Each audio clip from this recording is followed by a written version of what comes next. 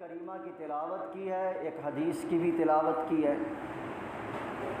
آیت کریمہ آپ بار بار سنتے ہیں، پڑھتے ہیں، اس میں صرف ایک بات ہے، وہ یہ کہ روزے کا مقصد تقویٰ ہے۔ تقویٰ کیا ہے اس کو بھی آپ نے سن لیا ہوگا، لیکن یاد دہانی کے طور پر کہ بچ بچا کر زندگی گزارنے کا نام تقویٰ ہے، دو لفظ میں۔ اور حضرت عمر رضی اللہ تعالیٰ عنہ کی ایک قول سے اس کی صراحت کہ پرخار راستے سے جب گزرنا ہو تو کیسے گزرتے ہیں؟ ایک صحابی نے ان سے پوچھا تقویٰ کیا ہے، تو ان سے کہا کہ یہ بتاؤ کہ پرخار وادی ہو، پرخار راستہ ہو، کہ کانٹوں بھرا راستہ ہو، وہاں اگر تمہیں گزرنا ہو تو کس طرح گزرو گے؟ تو کہا بہت بچ بچا کر گزریں گے، اپنے دامن کو سمیٹ کر گزریں گے تاکہ دامن کانٹوں سے الجھ نہ جائے۔ تو کہا بس اسی کا نام تقویٰ ہے کہ دنیا میں اس طرح زندگی گزارو کہ تم پورے احتیاط کے ساتھ کہ کہیں گناہوں کے دلدل میں پھنس نہ جاؤں، گناہوں کے کانٹے ہمیں نہ لگ جائیں۔ پھر اللہ کے نبی صلی اللہ علیہ وسلم نے روزے کی فضیلت، قرآن کریم میں خود فضیلت ہے یہ کہ تم پر روزے فرض کیے گئے ہیں جیسا کہ تم سے پہلے لوگوں پر فرض کیے گئے تھے۔ اس میں بھی ایک تسلی ہے کہ ایک ایسا حکم تمہیں دیا جا رہا ہے جو پہلی بار نہیں ہے، ایسا نہیں ہے کہ تمہیں کو دیا جا رہا ہے، بلکہ اس سے پہلے بھی لوگوں کو اس کا حکم دیا جا چکا ہے۔ حضرت آدم علیہ نبینا علیہ الصلاۃ والسلام سے لے کر اللہ کے نبی صلی اللہ علیہ وسلم تک جتنے بھی انبیاء کرام آئے، ان کی قومیں آئیں، ان کی امتیں آئیں، ان تمام میں روزے کی فرضیت کا حکم تھا۔ اللہ نے روزے کو فرض کیا تھا، تو ظاہر بات ہے کہ تسلی اس طور پر ہے کہ جب یہ ایسا حکم ہے کہ جس حکم میں ساری امتیں شامل ہیں اور ساری امتوں کو روزہ رکھنا پڑا ہے، تو ہم بھی رکھیں گے۔ جب مصیبتیں عام ہوتی ہیں نا تو ہلکی ہو جاتی ہے۔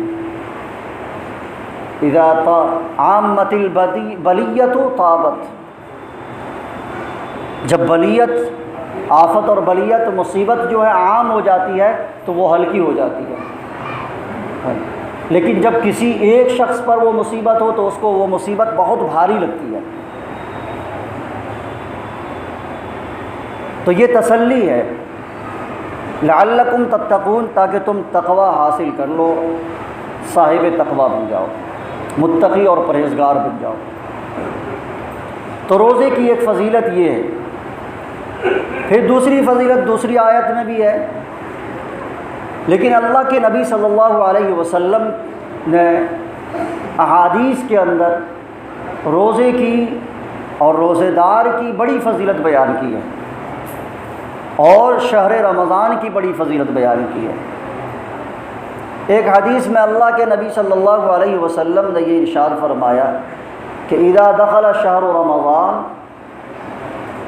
فتحت ابواب السماء وغلقت ابواب جہنم وسلسلت الشیاطین، رواہ البخاری۔ کہ جب رمضان کا مہینہ آتا ہے تو آسمان کے دروازے کھول دیے جاتے ہیں۔ بخاری کی ایک دوسری روایت بھی ہے جس میں کہا کہ فتحت ابواب الجنہ، یہاں تو ابواب السماء ہے، آسمان کے دروازے کھول دیتے ہیں اللہ تعالیٰ، اور ایک روایت ہے کہ جنت کے دروازے کھول دیے جاتے ہیں۔ وغلقت ابواب جہنم، اور جہنم کے دروازے بند کر دیے جاتے ہیں۔ وسلسلت الشیاطین، اور شیاطین کے کو زنجیر ڈال دیا جاتا ہے، جکڑ دیا جاتا ہے۔ اسی وجہ سے رمضان المبارک کے اندر گناہوں کا صدور کم ہوتا ہے اور مہینے کے بنسبت، اس لیے کہ شیاطین بہکانے کے لیے آتے نہیں۔ پھر اعتراض ہوگا کہ پھر بھی تو لوگ جو ہے نا گناہ کرتے ہی ہیں، تو یہ شیاطین کے بہکانے کی وجہ سے نہیں ہے، بلکہ اس کے نفس کی عادت کی وجہ سے ہے کہ 11 مہینے جو وہ گناہ کے کام کرتا رہا، نفس اس کا عادی ہو گیا ہے، انسان کی عادت ایسی ہو گئی ہے کہ وہ گناہ کے کام کرے۔ اس لیے گناہ کی عادت کی وجہ سے انسان گناہ کر لیتا ہے رمضان کے مہینے میں، ورنہ شیاطین اس کو بہکاتے نہیں ہیں۔ ایک اعتراض کا جواب یہ دیا گیا۔ دوسرا جواب یہ دیا گیا ہے کہ ایک حدیث میں یہ ہے مردۃ الشیاطین، سرکش شیاطین بند ہو جاتے ہیں، باقی چھوٹے موٹے اس کے جو چیلے چپاٹے ہوتے ہیں گماشتے وہ کھلے ہوتے ہیں، تو وہ ہلکے چھوٹے موٹے جو شیاطین ہیں ان کے بہکانے کی وجہ سے ایسا ہوتا ہے۔ لیکن بہرحال پہلی توجیہ جو ہے یہ اولا ہے اور اس کو پسند کیا گیا ہے کہ انسان کی عادت کی بنیاد پر گناہوں کا صدور ہوتا ہے۔ پھر اللہ کے نبی صلی اللہ علیہ وسلم نے روزہ دار کی فضیلت بیان کی اور یہ کہا، اور ایک خوشخبری ہے اس میں۔ وہ خوشخبری کیا ہے کہ اللہ کے نبی صلی اللہ علیہ وسلم نے ارشاد فرمایا ان للجنۃ 8 ابواب، کہ جنت کے 8 دروازے ہیں، اور جہنم کے کتنے دروازے ہیں؟ 7۔ جہنم کے 7 دروازے ہیں اور جنت کے 8 دروازے ہیں۔ تو پتہ یہ چلا کہ جنت بہت بڑی ہے، جہنم سے بڑی ہے جنت، اس لیے جنت کے دروازے 8 ہیں اور جہنم کے دروازے 7 ہیں۔ اس کی میں حکمت کیا ہے؟ تو بعض حضرات نے اس حکمت کو یہ بیان کیا ہے کہ اللہ تعالیٰ نے خود ارشاد فرمایا ہے کہ سبقت رحمتی علی غضبی، کہ میری رحمت میرے غضب پر سبقت کر گئی ہے، یعنی میری رحمت جو ہے وہ عام ہے میرے غضب سے، اس کا یہ مظہر ہے۔ فرماتے ہیں کہ باب منہا باب، ان 8 دروازوں میں ایک باب ہے، ایک دروازہ ہے یسمى، جس کا نام ہے باب الریان، لا يدخلہ الا الصائمون، اس دروازے سے صرف روزہ دار ہی داخل ہوں گے اور کوئی داخل نہیں ہوگا۔ یہاں چند باتیں ہیں۔ سب سے پہلی بات تو یہ ہے کہ جنت کی شکل کیا ہے، جنت کہاں ہے، پھر جہنم چھوٹی ہے لیکن جنت میں تو بہت سارے لوگ نہیں جائیں گے، یعنی بہت کم لوگ ہوں گے جنت میں جانے والے، اور جہنم میں جانے والے لوگ زیادہ ہوں گے، ہے نا؟ اللہ تعالیٰ نے خود قرآن کریم میں کئی جگہ ارشاد فرمایا لَأَمْلَأَنَّ جَهَنَّمَ مِنَ الْجِنَّةِ وَالنَّاسِ أَجْمَعِينَ، کئی جگہ اللہ نے ارشاد فرمایا اس کا، کہ ضرور بھی ضرور تاکید کے ساتھ بھی ہے، لام تاکید بھی ہے اور نون تاکید بھی ہے۔ اہل عرب یا عربی داں حضرات جانتے اس بات کو کہ لام تاکید اور نون تاکید اور ثقیلہ بھی ہے، اتنی زبردست تاکید ہے کہ میں جہنم کو جناتوں سے اور لوگوں سے بھر دوں گا، تمام کے تمام لوگوں سے، والناس اجمعین۔ تو وہاں تو زیادہ دروازے ہونے چاہیے جنت کے مقابلے میں۔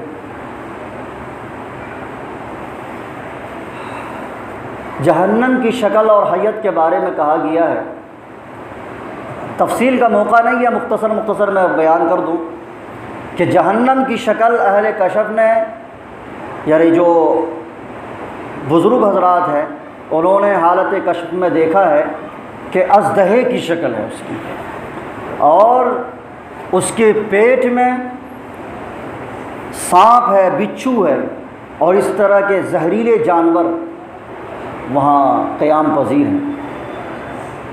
اور حدیث میں بھی یہ تعویل ہے، اور حدیث کے اندر خود اللہ کے نبی صلی اللہ علیہ وسلم نے ارشاد فرمایا کہ قیامت کے دن جہنم لائی جائے گی اور اس کی 70,000 باغیں ہوں گی، ہر باغ کو 70,000 فرشتے تھامے ہوئے ہوں گے، اور وہ جہنم پھر بھی اس کے کنٹرول سے باہر ہوگی۔ اب اندازہ لگائیں کہ 70,000 باغیں ہوں گی، اس کی لگامیں ہوں گی جہنم کی، اور ہر ایک باغ کو اور لگام کو 70,000 فرشتے پکڑے ہوئے ہوں گے، پھر بھی جہنم جوش مار رہی ہوگی۔ اب ضرب دے دیجئے کتنا ہو جائے گا 70,000 کو 70,000 میں، کتنے فرشتے، لاکھ کروڑوں فرشتے اس کو پکڑے ہوئے ہوں گے۔ یہ اس کی ہیبت ناکی بتائی گئی ہے۔ اور پھر جہنم میں چاہے جتنا بھی چلا جائے، جہنم بھرنے کی نہیں۔ کہا جائے گا حل امتلأتی، انسان کو ڈالا جائے گا۔ اللہ تعالیٰ پوچھیں گے آخر میں کیا تو بھر گئی ہے؟ تو جہنم پکارے گی، بولے گی حل من مزید، اور بھی کچھ ہے کیا؟ اور ہے تو لے آئیں۔ جیسے کہ کوئی انسان دعوت کھانے جائے یا اپنے بے تکلف دوست کے یہاں جائے، اور کھانے کے بعد اس سے کہے کہ اور بھی کچھ چلے گا، تو اس کا پیٹ اگر خالی ہو تو کیا کہے گا کہ کچھ اور ہے تو لے آؤ۔ پیٹ بھر جائے تو کہے گا کہ ٹھیک ہے بھائی، نہیں بہت ہو گیا، ہے نا۔ پہلے زمانے کے لوگ اگر ہوتے تو کہتے کہ لے آؤ، اب تو لوگ کہتے ہیں کہ بھائی ہو گیا، بہت تھوڑا سا کہتے ہو گیا، ہے نا، چونکہ ہاضمہ درست نہیں ہے نا، اب کمزور ہے، تھوڑا کھانے کے بعد ختم۔ پہلے کے زمانے کے لوگ ہوتے تو بہت کھاتے تھے، کہ تولا کا تولا دہی پی جاتے تھے، تو وہ کہتے تھے اور ہے تو اور لے آؤ۔ تو جہنم کا بھی یہی معاملہ ہے کہ اگر اس سے کہا جائے گا، اللہ تعالیٰ کہیں گے کہ کیا تو بھر گئی ہے، تو جہنم کہے گی کہ اور ہے۔ اب یہ دیکھے کہ کیا فصاحت ہے قرآن کی، کہ جہنم میں چاہے انسان اور جنات کو جتنا بھی ڈال دیا جائے، جہنم اتنی بڑی ہے کہ ہر مرتبہ یہی کہے گی حل من مزید، کیا اور ہے؟ لیکن اللہ تعالیٰ اس کو اپنی قدرت سے بھر دیں گے اور پھر وہ اس کو چپ کر دیں گے۔ پھر جنت کیا ہے کہ جنت کے طبقات ہیں، جہنم کے جس طرح طبقات ہیں اس طرح جنت کے بھی طبقات ہیں، اور ایسا نہیں ہے کہ ایک جنت جو ہے شمال میں ہے، ایک جنت جنوب میں ہے، ایک کیا کہتے ہیں مشرق میں ہے، ایک مغرب میں، ایسا نہیں ہے، بلکہ اس کے طبقات ہیں اوپر نیچے۔ یا یہ سمجھے کہ بہت بڑی ہے، ایک جنت یہ ہے، ایک جنت وہ، ایک جنت وہ، سب سے آخر میں جو جنت ہے وہ جنت الفردوس ہے۔ اسی لیے ہم دعا بھی کرتے ہیں تو جنت الفردوس مانگتے ہیں، سب سے اوپر کی جو جنت ہے وہ فردوس ہے۔ اس میں دروازے ہیں 8۔ اب 8 دروازے سے انسان تو داخل ہوگا نہیں، بلکہ کسی ایک دروازے سے داخل ہوگا۔ اب ظاہر بات ہے کہ ایک دروازہ 2 3 4 5 دروازے یہاں ہیں مسجد میں، تو ایک شخص کوئی ایک ہی دروازے سے داخل ہوگا۔ اب ایسا تو نہیں ہے کہ ایک شخص آئے نمازی کوئی اور 5 دروازے سے داخل ہو جائے، ایسا ہو سکتا ہے کیا؟ ممکن ہے؟ نہیں ہے، کوئی ایک دروازے سے داخل ہوگا۔ تو کسی دروازے کے اوپر لکھا ہوگا باب الصلاح، کسی دروازے پہ لکھا ہوگا باب الریان، کسی دروازے پہ کچھ لکھا ہوگا۔ اب انسان جو بھی عمل یہاں کر رہا ہے، تو جس طرح کا عمل زیادہ ہوگا وہ انسان اسی دروازے سے داخل ہوگا۔ مثال کے طور پر اگر کوئی انسان نماز زیادہ پڑھ رہا تھا دنیا کے اندر، تو وہ باب الصلاۃ سے داخل ہوگا۔ اور اگر کوئی انسان روزہ زیادہ رکھ رہا تھا، یعنی فرض کی تخصیص نہیں ہے، نوافل بھی جو بھی ہے، فرض نفل مستحب جو بھی ہے، روزے زیادہ رکھ رہا تھا، تو اس کو باب الریان سے داخل کیا جائے گا۔ اور ایک انسان ہے، کچھ لوگ ایسے بھی ہوں گے جو ہر دروازے سے داخل ہوں گے، ہر دروازہ اس کو پکار رہا ہوگا۔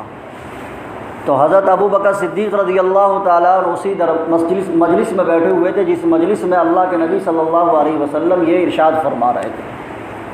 تو حضرت ابو بکر صدیق رضی اللہ تعالیٰ عنہ نے پوچھ دیا کہ اے اللہ کے نبی، وہ کون لوگ ہوں گے؟ کچھ ہوں گے ایسے جو ہر دروازے سے داخل ہوں گے؟ تو کہا کہ ارجو ان تکون منہم، مجھے امید ہے کہ تم ان لوگوں میں سے ہوگے۔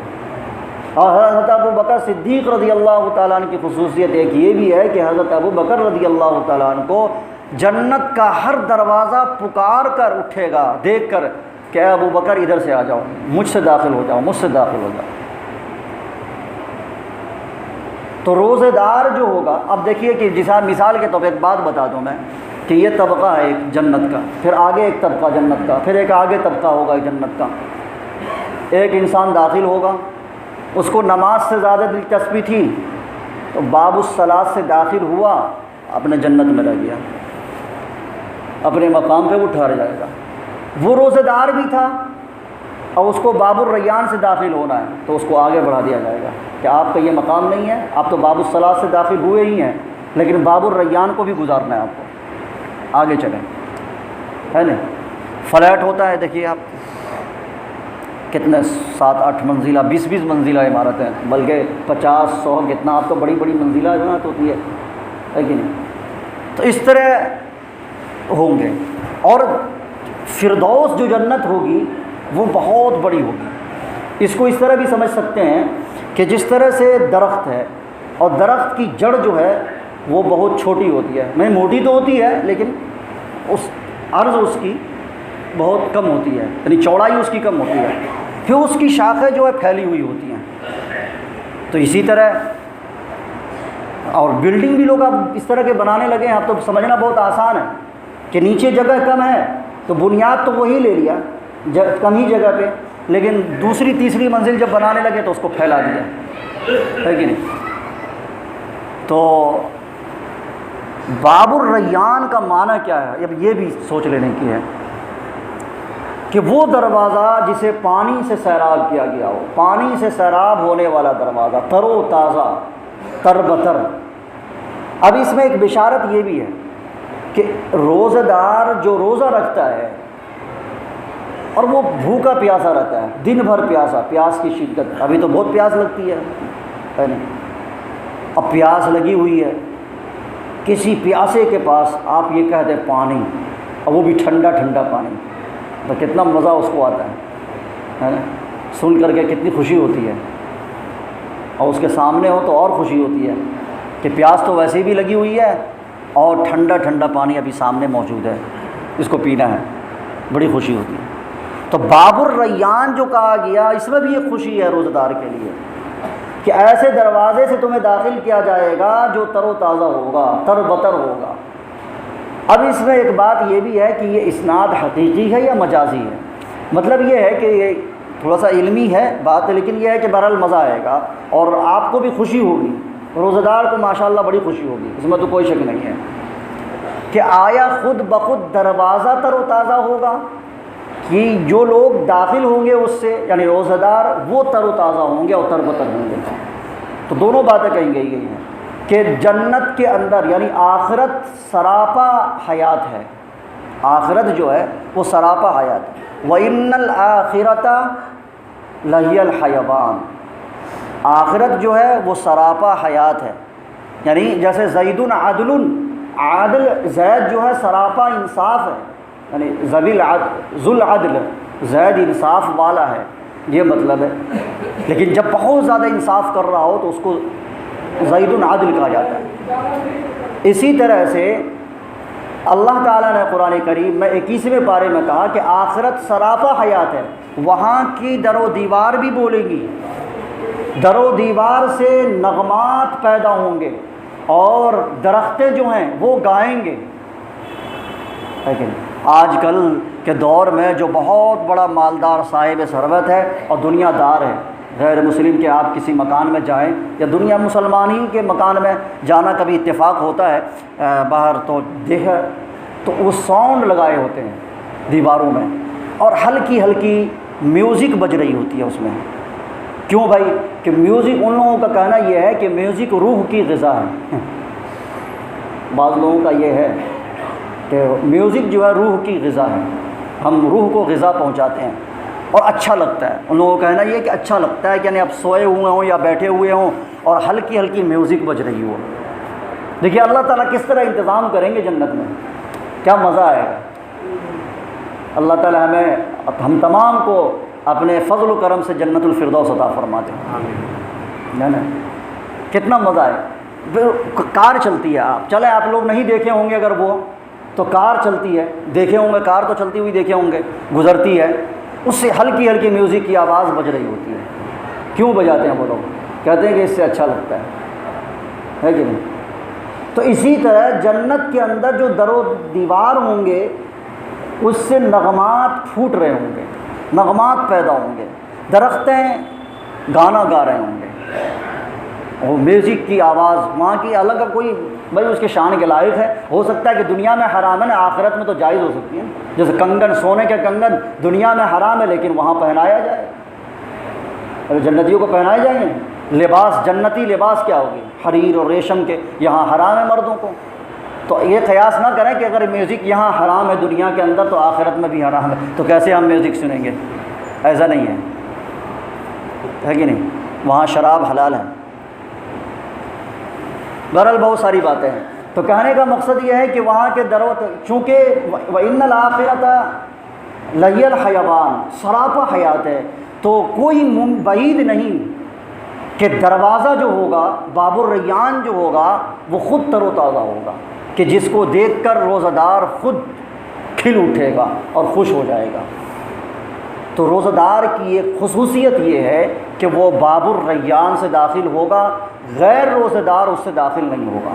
ایک روایت اور بھی ہے جس کو شیخین نے، یعنی امام بخاری نے اور امام مسلم نے، دونوں نے روایت کیا ہے، وہ روایت تھوڑی سی طویل ہے، یعنی اس سے بڑی ہے جو ابھی میں نے روایت کی ہے، کہ لا يدخلہ الا الصائمون، اس سے صرف اس دروازے سے صرف اور صرف روزہ دار ہی داخل ہوں گے۔ لہٰذا جن حضرات کو یہ خواہش ہے اور جن حضرات کی تمنا اور آرزو یہ ہے کہ ہمیں باب الریان سے داخلے کا مطلب یہ کہ موقع ملے، تو اسے چاہیے کہ اس دنیا میں جو چند روزہ دنیا ہے، چاہے مصیبت اور آفت اور تکلیف ہو، روزہ رکھ لے۔ انشاءاللہ کل قیامت میں ایسے دروازے سے ہم داخل ہوں گے، اور پھر جنت کے جو سامان ہے اور جس کا نقشہ میں نے ہلکا سا تھوڑا سا کھینچا ہے، تو کچھ بھی نہیں ہے، قرآن کریم میں تو تفصیل کے ساتھ بیان ہوا ہے۔ اللہ تعالیٰ ایسی جنت میں ہمیں انشاءاللہ جگہ عطا فرمائیں گے۔ اللہ تعالیٰ ہم سب کو کہنے سننے سے عمل کی توفیق عطا فرمائے۔ آمین۔ وآخر دعوانا الحمد للہ رب العالمین۔